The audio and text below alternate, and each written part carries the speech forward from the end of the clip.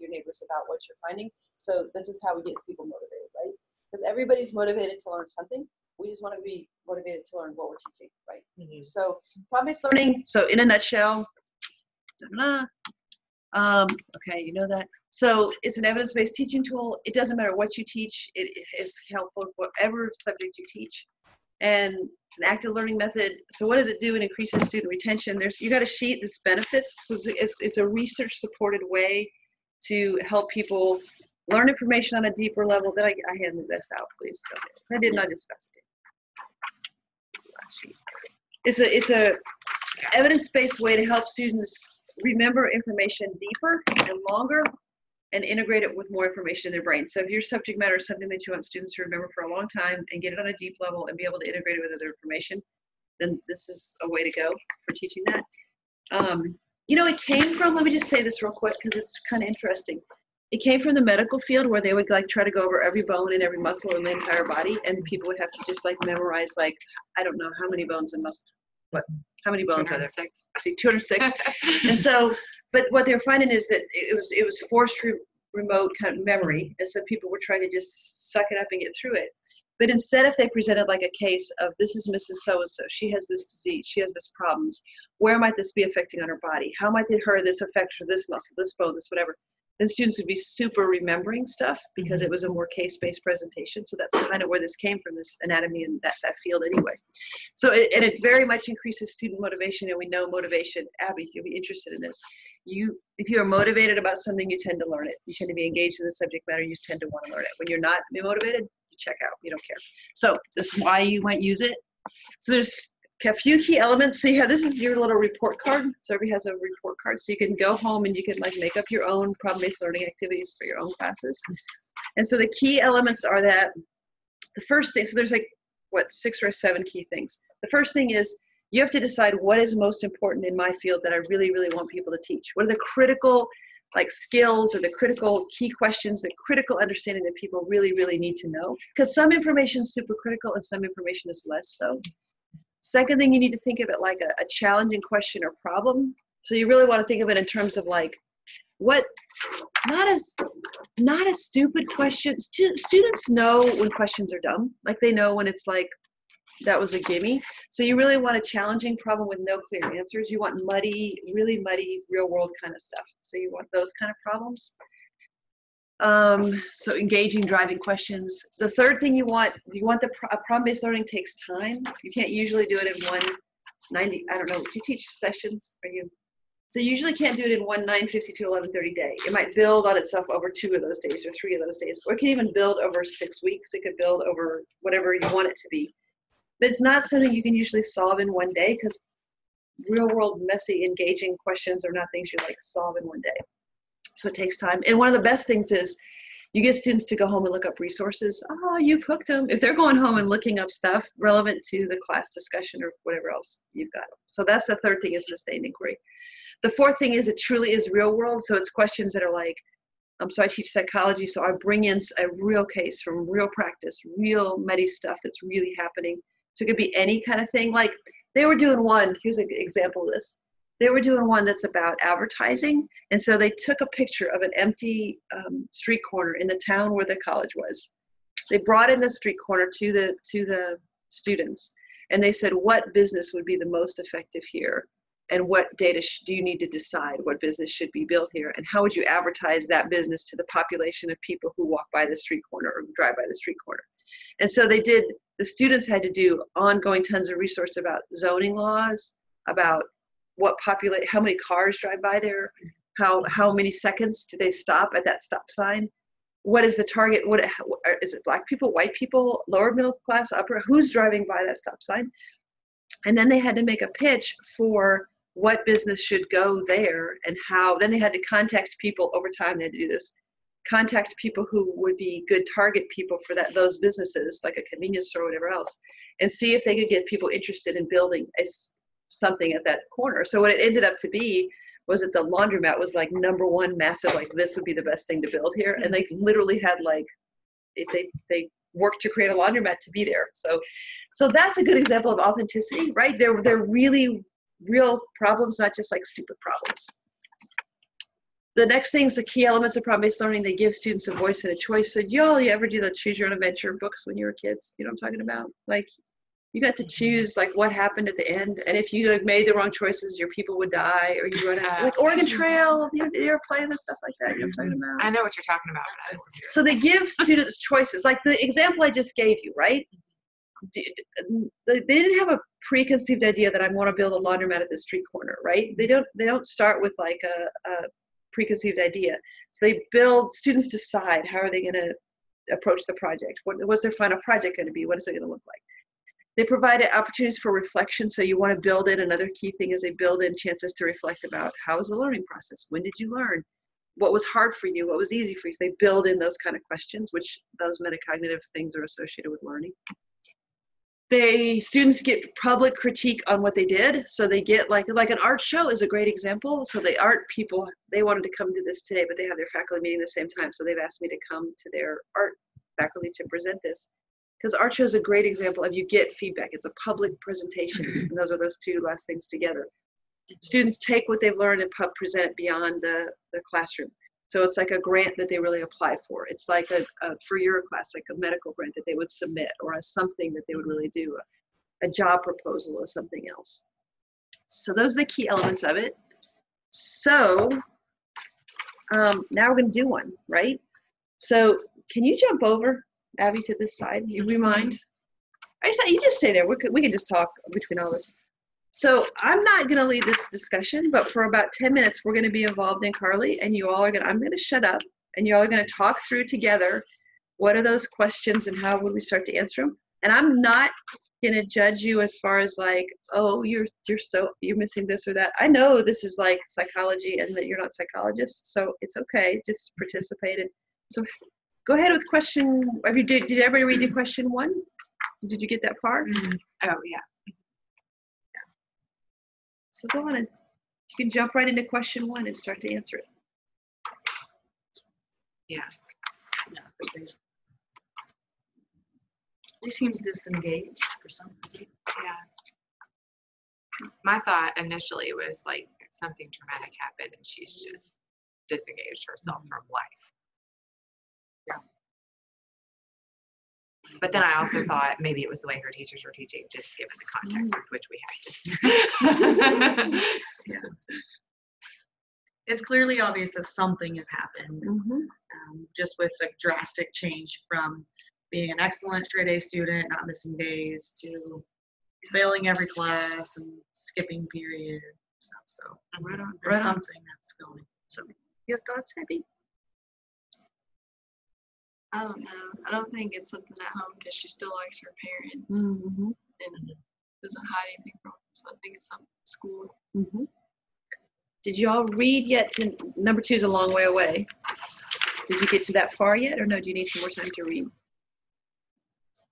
I didn't get to know. Okay, so why don't you just take a few minutes and read, get up to number 2, and number 3.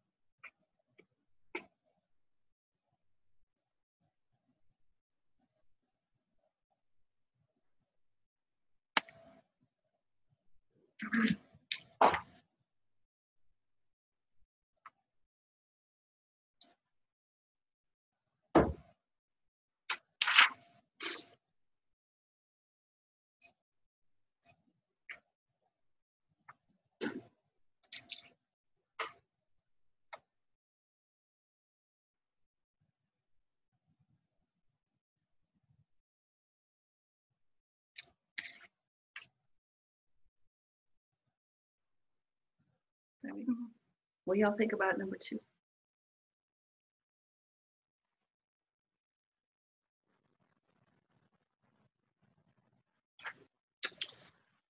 Probably a lot. Definitely some red flags there. I mean, she seems not only disengaged from school, but all of her social people that are important to her, and that she's less interested in eating. Do you think the eating's big enough you'd follow up on it right away in this first session?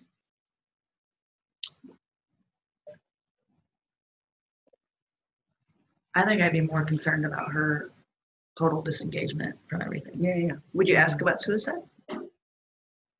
I think I'd be thinking about that. So if you are a student in my class, I'd say, how would you ask about suicide? What would you ask? Exactly what would you do? And then you'd have to apply all the things that you had learned that week or in your course of your life about what suicide assessments do I know for 15-year-olds and how should I address this? So, Right. yeah, right on. What else? What would you want to ask about? Any of you? Good thinking, Tiffany.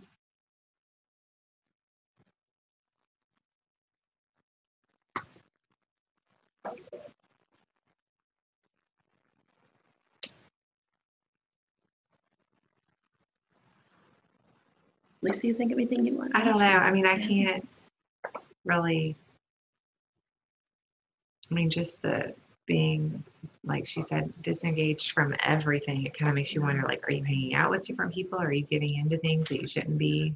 Yeah, substances. So you think about substance use? Yeah. Yeah. Great, right on. You should worry about substance use. Is she using? I mean, Right. because that would explain a lot of things, right? Yeah, even the weight loss and everything. Right. Yeah. Right on. You think of anything, Abby? If she tries to hang out with her friends anymore, or if she just kind of Yeah, together. it's a good question. Like, is she even trying? Does she want to, or did she just kind of quit? That's a great question. Yeah. Because now we have the eating thing, the soccer thing, the friend thing, the school thing. Now it's not just one problem. It's like, oh, wait a minute, there's more than one problem, right? Yeah. What about that third question? What do you think's going on? And now, again, this is a hard question. It wouldn't be hard if you were psychology majors, but what are the potential diagnoses? So what do you think's going on with her?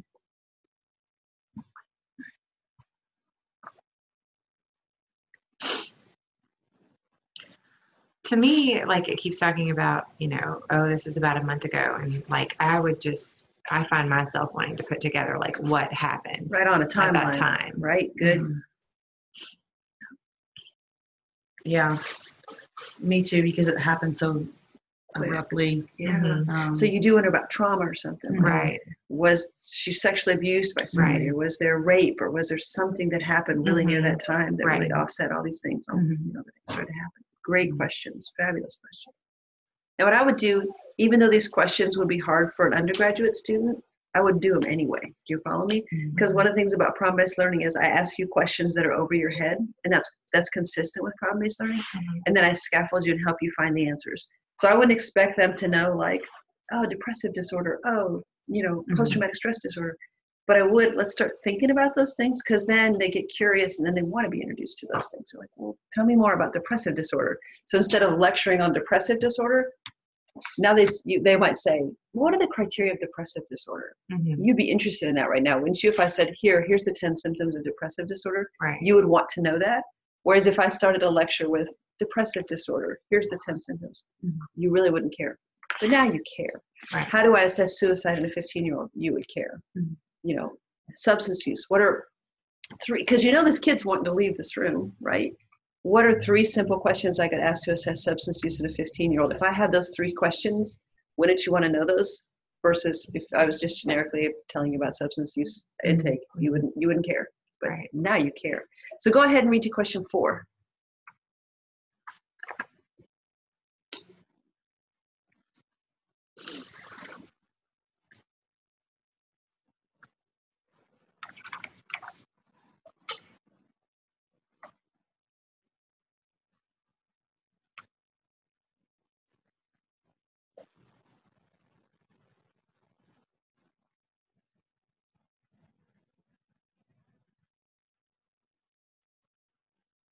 So how would you ask?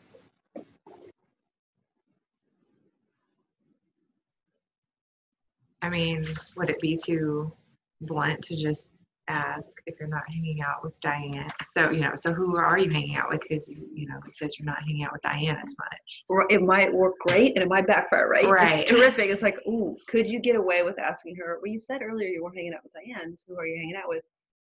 Or would you read it as your defensive, Accusatory, your accusatory? Mhm. Yeah. Maybe asking her if she's made any different friends or if she's had any other new people she's been introduced to. Since you're not hanging out with Diane, who are you hanging out with? Yeah. Yeah. Anything else you think of? Okay, great, terrific. Keep reading and see where we go for question. Yeah, the next couple.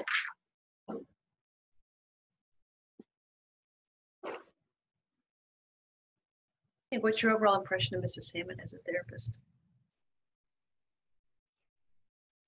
She seems pretty concerned and very caring and trying to make the connection with Carly, even though Carly wants to leave. I think she's doing the appropriate things from my knowledge of understanding these situations. And you could see how if I had a room of 8 people, they would have a big argument about this, wouldn't they? Some people would say that, and some people would say, yeah, but she didn't bring up this. Yeah, she should have done this better. Yeah, what about this ethical issue? There'll be heated discussion around, and most people usually say she's doing a good job. She seems like she really cares. But people can really get particular about why'd she say this instead of that? Right, You know what I mean? Which is great because they get really invested in that answer. And especially that second part, what could she have done better? People are like, why did she do this? Why didn't she do that? Do you have any thoughts on what she could have done better? Any of you?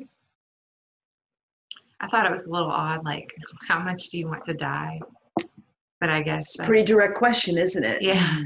Yeah. And to me, I'm like, well, she just subtracted her answer from 10, and that's why she said 2 or 3. I don't know. It's great. It's a mathematical equation, right? Right.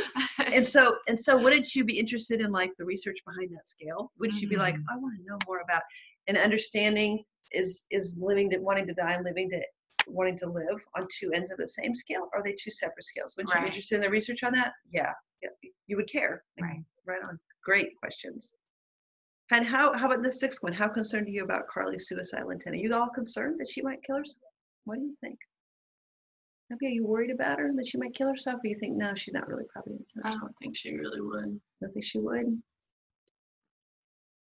I don't know. To me, I kind of like just going through all of this, I would be sort of maybe like Tiffany said, a little bit of the red flags, like thinking that, but not having that training. It's like, well, did that just put a thought in her head that wasn't already right there? So research on, does asking people about suicide make it more likely that they'll kill themselves? You would care about that research right now, wouldn't you? And research on warning signals of adolescent, especially adolescent girls, top 10 suicide comorbidities. You would care about that right now. You'd be like, I need to know that. I need to know right now what those top 10 symptoms of suicide are. Absolutely. You have thoughts on if she's going to kill herself or not? My initial thought would be that she doesn't think of killing herself because usually, and I don't know all of the research, definitely, especially sitting in the room with you. It's all good. Yeah. But from the things that I have been trained on, just with some awareness things with athletic training, usually if you start digging, they usually start coming forward with some sort of, well, I've been thinking of more than what she's kind of giving. Right. You want to dig a little more, wouldn't you? Yeah, right on. Good. Yeah. But that's just very limited that I've had any kind of. Right. And one of the things that we know, like, just like an FYI about suicide, hopelessness gets all the play as far as like, we know that hopelessness is a risk factor for suicide, but because we know that one, there's actually 5 other ones. Let me see if I can remember them. Like, anhedonia, so like nothing feels good anymore. Stress is one. Physical pain and psychiatric pain, like you just feel so burdened, and those things are another one. And I can't remember the other two off the top of my head. But there's 6 things that are really highly associated with suicide. And oh my gosh, those 6 would be really helpful to know right now, because we do tend to think like, oh, it's just hopelessness we're looking for, but it's not just hopelessness. There's just other things. And so what are those other things? Yeah. How about that meeting, that 7th question? How would you begin the meeting with Mr. and Mrs. Prochaska? So you're going to have to meet with our parents and say, so what do we know about our parents so far? What has she told us? Like, what do we know? They're not her biological They're parents. not her biological parents. It's a cross-racial adoption. They have meat and potatoes every night. I was going to say that, yeah, they eat meat and potatoes. What's the relationship? What do we know? We don't maybe know they don't pieces. communicate a lot, or if she's telling her this counselor that she doesn't like the meat and potatoes, like, I don't know. Yeah, why don't you tell your parents that? What clues do we have about her relationship with her parents? At first she said something like, you can tell them everything, they already know everything or something. Right. Meat and potatoes. Do we have anything else right now? Meat and potatoes, she don't like that. Right. She's adopted. We really don't know very much, do we? No. So you're the counselor. How would you begin the conversation with her parents, right? The daughter's maybe suicidal, maybe not. You've got to meet with the parents. What do you say? Why do you start this conversation? When you start out by saying, like, I talked with Carly today and told her that I'd like to speak with you as well, or something. Fabulous. Good. Then where do you go next, right? Right. Maybe asking if they've noticed anything different with their daughter's behaviors or patterns, if she's been home, if she's been leaving often, those kinds of questions. Listening for a while to get more information. Yeah. She really has 2 cats named Gypsy and. Yeah, is she lying about that? Does she have Gypsy and Ginkgo? Does she not? Like, really? What's going on? Do they know she's skipping school? Do they know her grades? Are they worried about her? Right. Because we don't even know if are they worried about her? Yeah. Right. So do you care about Carly? Are you like invested in like, I would like to know what happens?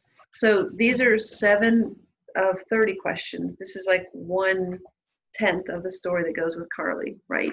And so if you came back to class the next day, I would say, here, read this over tonight. Come back to class the next day and we'll talk about questions 10 through 20 tomorrow. And how many people are going to read that tonight? 100% of them are probably going to read. In fact, then you do question, and if you want to see the end of it, I'm happy to send it to you. Then how does it work for questions 20 to 30, right? The next day, because we end up to diagnose her, she gets treatment, what happens to her, right? Because it goes through her whole life as far as what happens to her. And so the biggest problem in prop-based learning I have, and this is a funny problem to have, people read ahead. If you can't control it and like give them just a piece at a time, I'm like, just for tonight, read section 1 of this. And then when we come back next week, we'll read section 2. They are always reading section 2. Okay, this is a good problem to have. They're reading too much in my class. They're reading more than I assign in my class. Okay, I've got them, right? I've got you hooked if you're reading more. And they'll come to class and they'll do this all the time. I did extra research on, Mrs. Prochaska or Mrs. Hammett said about the Native American and the Navajo. I wanted to look that up to find out if that was true. So I looked up rates of adoption between Navajo people, and I got online and I found out this. So they do extra research. They're like, that wasn't even part of the questions. They just cared. They wanted to know. So one of the things that's really good about problem-based learning is that we build in mistakes. Okay, so I have like 40 of these cases I created to go all the way through people's lives. And so for example, some of the therapists are terrible. They're awful. They diagnose people wrong. They say stupid things. I have one therapist in particular who's just terrible. Like, does everything wrong in the book, because in real life, it's not always, medical diagnoses we miss, physical training stuff, they totally miss things. Don't take into account cultural values or personal values. Or say, a sprained ankle on one person is so different than a sprained ankle on another person. And you know this for 50 reasons, right? And so getting students to assess some of those 50 reasons why those are so, and that's not just a matter of anatomy, because that's important, but it's also a matter of how motivated they are to get back to play the sport. Are they one of those people who are going to like, rest is terrible, I'm going to go all out? Or are they one of those people like, oh, I don't really like this sport. I'm really looking forward to the rest. I'm not going to do my exercises, or I am. What's motivating them? Mm-hmm. So, and you know your fields better than I do, right? Like, you know what kind of case would be a messy, nasty, difficult case. And you know what questions to ask that I don't even know. Like, I don't even know, anatomy, physiology, athletic training. I'm like, I don't know. And so where it becomes in is really, and there's a little, so this is the examples, this sheet here. There's some websites that are really good, problem-based learning, so you can look them up. So, go ahead. I just wanted to let you all know that lunch is on its. So these are some, like, so here's like a biology example, chemistry, biochemistry. You can see there's like math, physics, engineering. Because sometimes people say, I teach something that I can't do this with. And I'm like, yeah, you can. It doesn't matter what you teach. So let me jump ahead to where we are. Okay, so really, I want to just brainstorm for a minute about what do you teach and how might you use this? It could be any, like, really, like, again, you are the experts now in terms of what you teach. So think of something that might be a real world muddy problem. Why don't you just brainstorm for a minute with each other, since you teach across, and I'll just brainstorm with Abby for a minute. Good enough? Well, so, I mean, just in general, like, I've been thinking about, like, well, sort of how the cases, but even like just going through. So here's what I would really examples of these, like, ask you. What does school do on their teachers? This kind of stuff. Yeah. like finding Because cases for across that. every subject you have. Well, like even if we did Like Mr. one case a week, He does something where like gun control, research on gun control right now. we Like we talked about. have like something like undetected this, teaching, absence only and we sex give education. them Mr. some, Barr's going to sign like how they're presenting on to absence only sex their education. team or the public or their significant other, So students would be Mm. super motivated. asking them things like this. I guess he what doesn't. He teaches symptoms economics, are right? you worried about? Okay, right. So he And could then teach more about having like them tariffs, like about Trump's that, tariffs. through that. Right. Do tariffs And then by usually the pay end of off the week, for a society or not? they've gotten real Are case. Trump's tariffs on steel and aluminum likely to lead to a trade war? They're likely to benefit people. 30 questions. Okay, research that, come back, be prepared to answer it. Mhm. Likewise, the tax cut, with a big tax cut. And I really think Who does that could be up benefit? to How does us. that benefit people? Yeah. Does that usually create an economic viability or not? Like, how does that pay off? Who benefits from it? And who doesn't?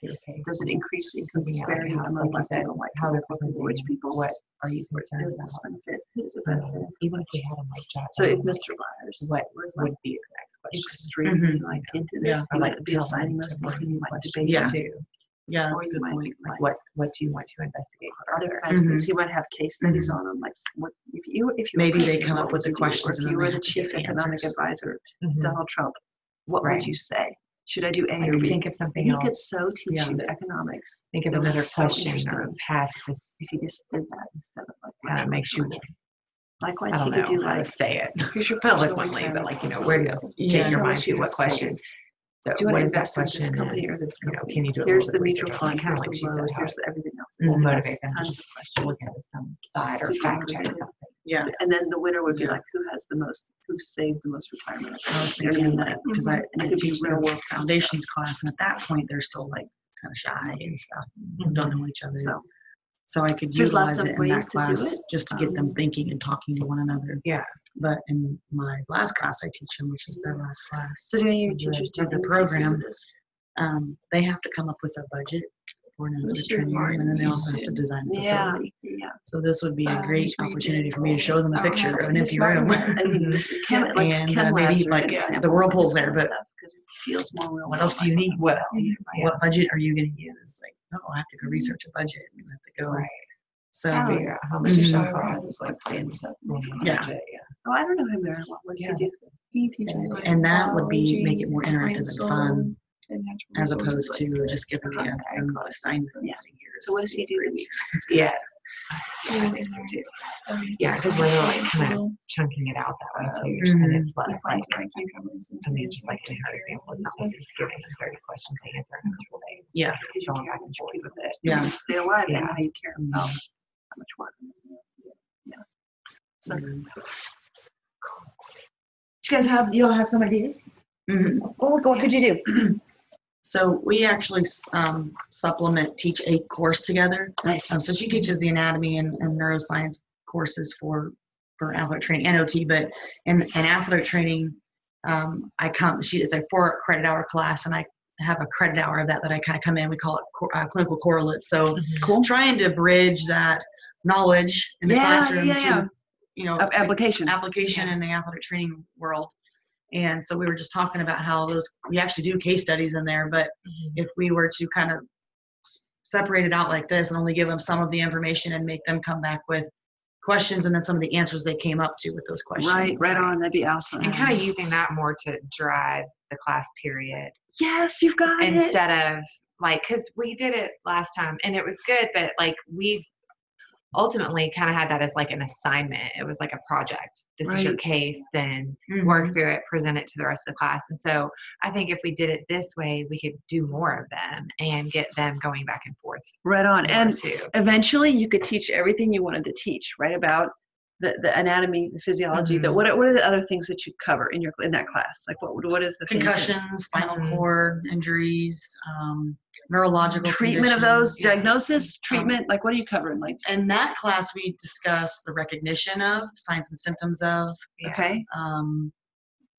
differential diagnoses, and if you think you're treating your shoulder stinger, but really it's a cervical stenosis. Right. Okay, so that was awesomely lend itself to cases. Yeah. Because you can throw in all of the, you can throw in misdiagnoses. That's one of the things that's really helpful with problem-based learning is someone misdiagnoses somebody. That's great, because half of the things that happens in our field sometimes are a misdiagnosis or a missed opportunity, right? And so you can throw in some expert. They go to the Leatherman Spine Center, and this expert of all experts misdiagnoses them. Bam, that's awesome for students. How would you go to Mr. Leatherman, to Dr. Leatherman, to say that was a mistake? You know what I mean? How do you deal with that? And then you could bring in ethical stuff and everything. Do you do treatment? Not in that class though. We talk about treatments in a rehab class and a medical surgical class. So that's another professor in the program that does the treatment stuff. Yeah, I gotcha. Yeah, and they're brought up into different classes. There's therapeutic modalities, therapeutic intervention, functional rehab. Those courses. So cases are one way to get people hooked. And we were just talking, so Abby's in a really boring economics class right now, right? High school senior economics. And I said, there's so many ways. So example, if that professor assigned, you're the economic advisor to Donald Trump, do tariffs pay off or not? Go research tariffs and how historically they fared or not. Come back, be prepared to discuss it. And then you advise Trump one way or the other, and then it can go 2 different directions. Okay, you advise Trump to do this, now you're in a group together. You advise Trump to do this, now you're in a group together. Now you have to decide, this is what happened because of that scenario, this is what happened because of that scenario. Now you have to decide what your next step is. Now you have to decide, okay, so they came back and they did tax Kentucky bourbon, and they slapped a huge tariff on this and that and this. What are you doing? Well, you know what I mean? Based on what happened. And so then you get people again, you get them okay, go back and research. Now what is the next thing to do? Do you soften those tariffs? Do you know what I mean? What's the next move to make? And so you really could get people, it could be a debate, it could be small group discussion, it could be you have to do a presentation on this, it could be anything. It doesn't have to be a case, but there's ways to get people, again, engaged. So the key things is that real world, like you said, you get them engaged, you get them motivated, and you think of ways that how do what I want them to learn connect with what I want them to know in the field and what I want them to do, the skills I want them to be able to do. Then you've got them. So instead of thinking like a person teaching economics, if he thought how do I want to get them to be economists? What are the key things you need to be an economist? That's a different question. I'm going to pick on your economics teacher for a minute. He doesn't ask that question, right? So he's teaching macroeconomics and he's just going through the chapter page by page by page. And he'd be much better off to think about, how do I teach people to be a physical therapist? What are the skills they need? How do I teach people to be in the medical profession at all? What are the skills they need? That's way more helpful than just teaching them chapter 1, chapter 2, chapter 3. So, yeah. Do you have other ideas besides cases? What else could you do for your classes? I teach their leadership administration class. It's kind of like organization administration. It's very dry, boring stuff. But I was telling her that one of the things they have to do in the class is to design a budget and a facility, an athletic training room facility. Yeah, great. So you mentioned showing a picture, and I was like, oh, I could show a picture of an empty athletic training room, and they have to figure out what they want to put in it. That's beautiful. And then, or like, and here's the budget. here's the brownstone field. How would you build? Like, that's a real life one. Like, Yeah. and pretend like that's a great example. And I don't even know where we are in that process, but like Spalding's just purchased this property right here.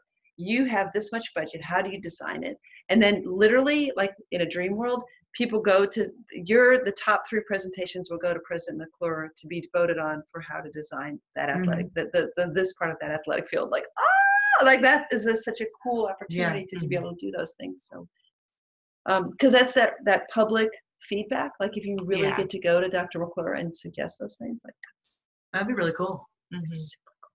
I'm gonna write that down. That's a good idea. I don't even know if that's happening. Like, right? Aren't we in the building stage of that? They're in the planning phases. They're still fundraising for that part of it. Okay, so that's perfect timing. Like literally, like this could be. But super they have plans laid out.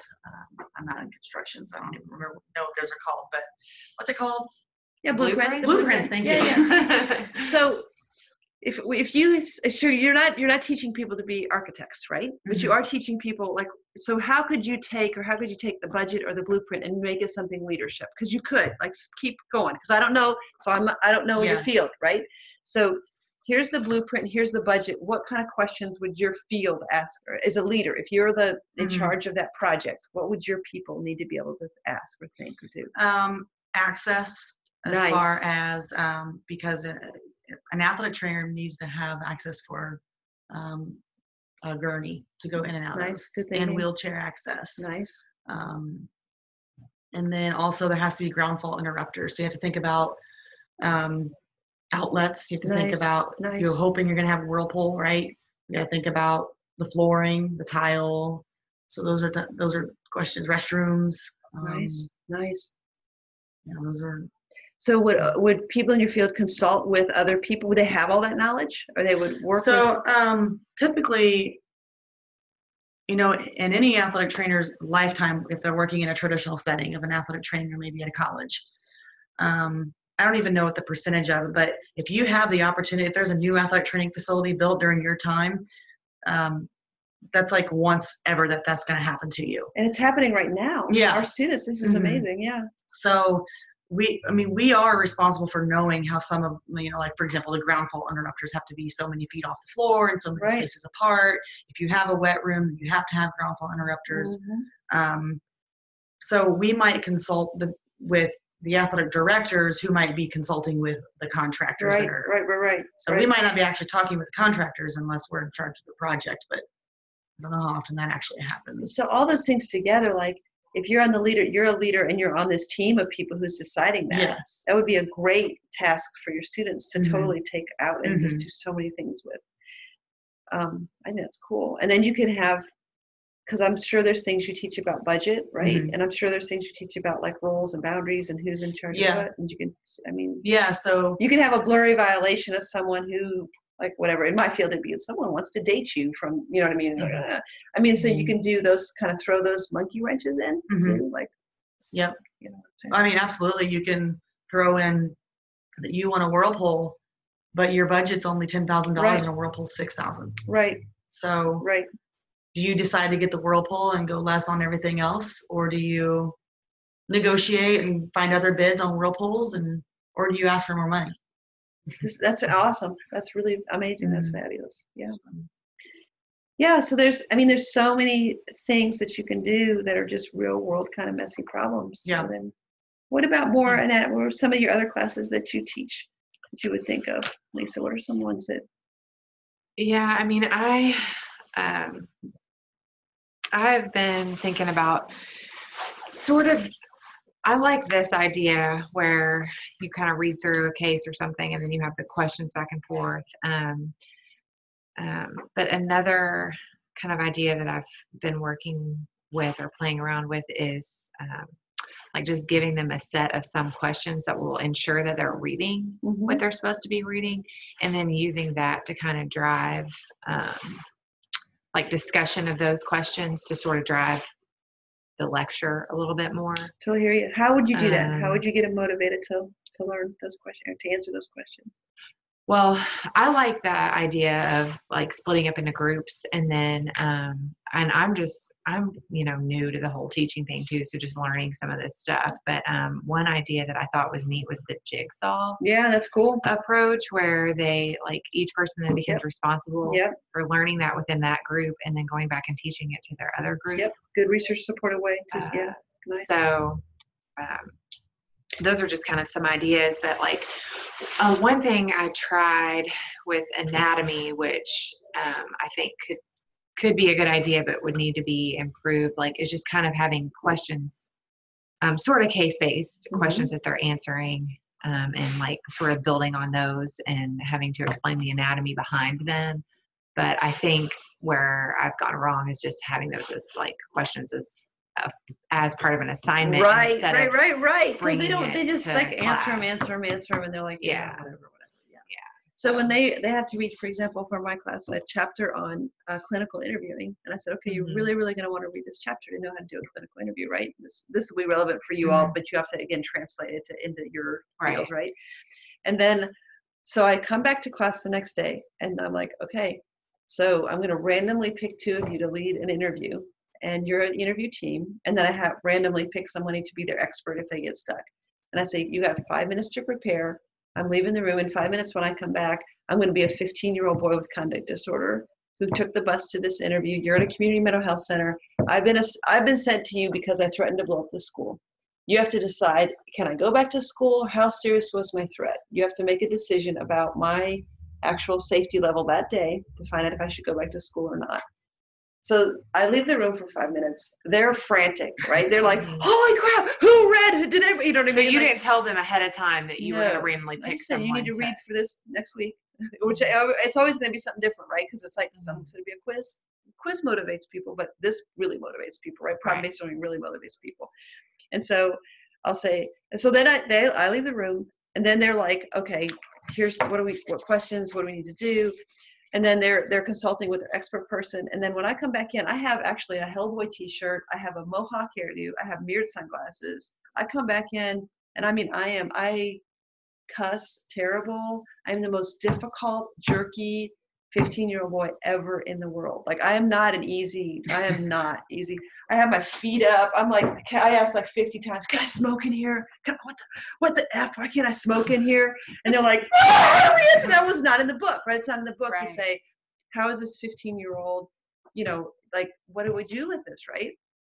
And the kid, whatever, I make up all these backstories about the kid, and I have all this stuff about, well, you would effing want to blow up the school too if you had a teacher like so-and-so. I mean, he's going on and on about this stuff. And they're like, how do we even assess him? He's not even giving us like this. And then I tell the 2 therapists who are the 2 students, they can stop the action anytime. And they're constantly like, stop, pause. And I just wait. And then they go consult with their expert therapist, and they're like, what should we do? Blah, blah, blah. And then if the expert therapist says, and they can consult with the class, be like, what do you guys think we should do? How should we ask this? If we ask this, he's going to blow up at us. He's going to cuss at us again. And so they're totally engaged as a class. That's problem-based learning, right? Nobody wants to leave the class. Everybody really cares. They're super invested in it. They want to know how things play out. They want to know if the kid would have really blown up the school or not, right? They care about that. And at the end, they have to render a decision. Okay, then I can do a lot of things. I can say, okay, I want you to go home. I want you to write up what you diagnosed, and I want you to write up if the kid should go back to school or not, and I want you to write a 1-page summary of that. Okay, now I got them again, right? They had to pay attention in class. They had to write notes of what happened today. Maybe I have them write behavior observations. So again, I don't know the equivalent in your field, but you'd have to write behavior observations about the patient and do a good job about that. And then they have to turn in that for next week. Okay, then I can take that and then I can do something different with it. Like, okay, now I want you to look up evidence-based treatments for this kid. Here's this kid, and you are worried he's going to blow up the school. Now I want you to know, what is evidence-based treatment to get kids to not engage in aggressive violence in the school? Bam, go look up the research, come back with it, take it again. So they're just creative ways that you can get them motivated to, because they care. They want the skill. They want the skill. They want to be athletic trainers. They want to be pre-med. They want to be whatever. So if we can just hook them to think, what skills do they need and how can we get them motivated about that? Way better than memorizing 206 bones, right? Yeah. Like, yeah.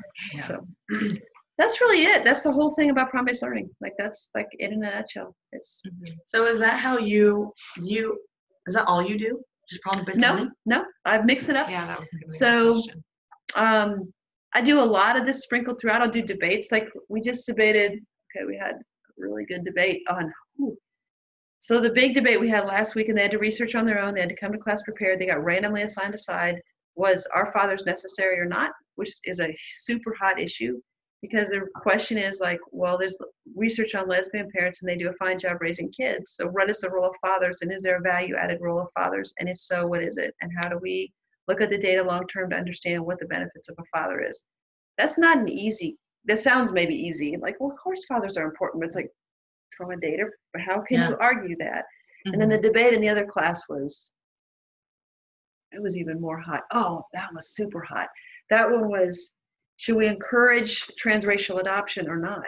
Should public policy encourage transracial adoption, or are children better off to be adopted by people of their own race? What do we do to call a kid's culture when we do cross-racially adopt? And or what does it do to society when we have lots of kids, especially kids from marginalized background, who aren't being adopted and languishing in foster care? They had to think through so many issues. So I use a debate sometimes. I use cases sometimes. I do all different kinds of things. Really, it's as creative as you can think of to be. I've had real clients come into class before. Like, that worked super great, right? So I had a mom who was just stuck because her kid was in encopresis. He was pooping everywhere except for the toilet, and it was just happening all the time. And the mom was at wit's end. She'd been to see like different pediatric gastroenterologists. She was getting nowhere. And I said, would you be willing to come into my class? She came in. It was incredibly powerful. She laid out the whole story about her kid, everything else, blah, blah. It's like, what can you do? What can you help? The students were so motivated to look up evidence-based treatment to help this poor woman. She was overwhelmed. And the question was way above their head. Like, they were just learning what encopresis was, but they did research way up here, like medical journals, everything else, because they were so motivated. And they brought it back. They brought copies of this stuff back. So the woman came back to class next week, and they were like, okay, here's what our team came up with. Here's what our team came up with. Here's 4 different ways that you can go with to work with your kid with this encopresis. How cool is that? I mean, way better than me just like talking about encopresis. They cared about it. They got it. This is a real life person in their room whose son really had this problem, was really struggling. So, So when it comes to the assessment time, though, like, I mean, do you spend some time kind of like having like a review type of lecture, like just to make sure, like, if there were 5 things that they needed to know about that they had all 5 bullet points? Or well, it depends, right? So I always want to ask myself, what's the point, and what do I want to walk away with knowing? And I want to make sure that my assessment fits what they're doing. So my assessment of the clinical interview, then they can get a grade for how well they interviewed, right? Like, so I can grade them based on how they did in class. So do I need to test that later? Not usually. I think of tests really, what would be the right word?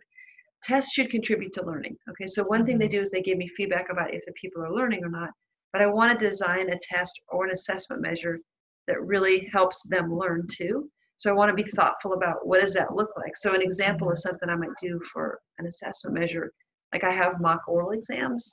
And so it's patterned after the Kentucky licensing law for the state of Kentucky to pass to be a psychologist. And I do it exactly the same way. And so I assess them in class, and they have to do an oral exam in class. It's an oral exam. It's an oral. So, I mean, but it could be anything, right? It could be, how does it match what the key things in your profession are, and what are the key things you're trying to teach them? And we want our assessment to match the skills or the knowledge or attitudes, right? So if you're mostly teaching knowledge, then certainly you can go multiple choice, you can go whatever you want. But to me, multiple choice, for example, is a kind of a low grade way to measure knowledge. Like, well, that's kind of the trade-off, is like, I mean, because they have to pass a board exam, both in AT and OT, and those are right. And our people have to pass an ECCC exam, so they have to pass an exam. So, but there's lots of ways to get them to learn that material besides just a simple, like, oh, you know what I mean, like, do a true or false test. Or So I mean, and I'm asking a lot of, I guess, kind of implementation questions, but I mean, just again, try to put it all together for you. Oh, wait, and somewhere I have, wait, tips, tip like this. So it takes way more time to prepare than you think. Honestly, this is better to do over the summer or a session break or whatever, because it's easier once you get it up and running, but the prep time is insane to get it going. What time is it? How much time do we have? Oh yeah, okay. Yeah, I knew you probably have classes at 12. Give students choices. Let people make mistakes. That's good. Deliver information in stages. Include bad information. I talked about that. Build in questions to get them to reconsider their answer. Writing is a huge. We know about writing with the QEP, but writing is a huge thing. People learn when they write. I always have writing involved in all my problem-based learning. They have to write something. So do you give them a grade for the writing? Oh yeah. Now you can do different ways. You can do lightly graded stuff, pass fail, right? Or you can do like specific. It just depends on. Think through what is the purpose. Why am I trying to do this? Right. Have work be too hard. It's great to go way over their head. Like the encopresis example, they'd never heard of encopresis when they walked in the room, but 2 weeks later they were experts in it. Bam. You know, so after the QEP stuff last year, we incorporated a writing assignment on CTE, Nice. chronic traumatic encephalopathy, which is a huge hot topic right now on concussions and Nice. football. Yeah. Because the football, the NFL players. Yeah. I think we could be even more creative with that.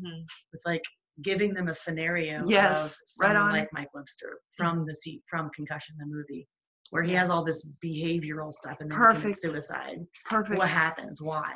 Perfect. What is CTE? Why did CTE happen? What's Right. caught? Yeah. So Perfect. That's brilliant. That's brilliant. Yeah. It's But like we just also making them encourage them. find the information. We're also encouraging them that they have to come see the writing center. That's You great. have to add in evidence-based practice, research, and primary resources, and Right, and so if they're researching CTE, and you're like, where'd you find that? How good was that website? How did you know that website is, useful information? And the writing means you're learning. So I'm all about writing. So have work to be too hard. Use tools for rigorous students. This is a big one. Don't assign them to do Captiva or Canvas or something that's a software tool they're not familiar with. Like make sure you don't trip them up just because your software is more advanced than they are as far as assign groups, big, Q, small. So you should always assign groups. You should never let students pick their own groups. That's real clear from the literature on group assignment. The number one reason groups fail is because we let people do their own groups. So that's it. And I always ask learn from students to revise. I think that's probably, that's references. So, but I mean, it does take time to set up. You have to be creative, but you got to think right out of the box and use that little report card. Like, okay, what do I really want people to know in my field? What are the driving questions? And again, how do I not just teach economics, but how do I teach them to think like an economist? Like that gets people engaged. Like I would not care about a macroeconomics class, but if you said you're giving advice to Donald Trump, or here's your portfolio, here's your sheet, here's your personal investment, here's what you've saved. You have $41,932 in this. Should you pull it over to this? Should you put? Now I care about that class, right? So just think of what we want people to care about. That's it. So yeah. It's my whole spiel. So get some sandwiches and it's fun. It's fun to do. sounds fun. Thanks for coming. Thanks for. So my John's got the chips and cookies, so they're